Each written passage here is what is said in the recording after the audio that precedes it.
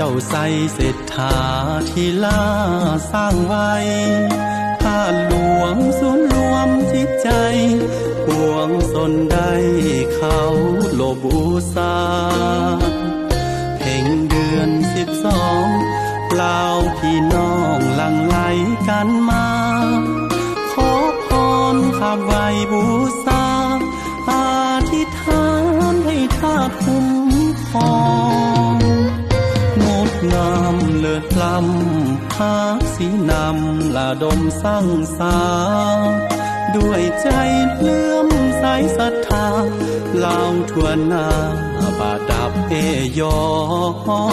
งแผนคำอกยอดเหลืองเกี่ยวกอดจอมท่าเทืองหองงามหลายแสงเดือนเพ่งส่องไผ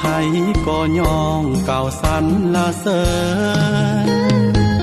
ธาตุหลวงเวียงจันทร์ยิ่งควรสัญลักษณ์ศาสตร์ลาวภูมิเครื่องเหลืองงามกว่าเก่า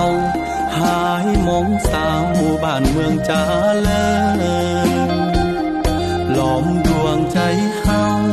มาโฮมเก่าฮักบ่ห่างเหินเข้าเหนียวเสียงแค้นบอนเอิญพาให้เพลินคิดถึงเวียงจันทร์พาธาตุหวนใจ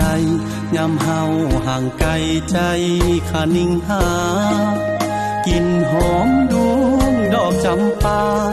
นั้นส่วนพาให้คิดถึงบ้าน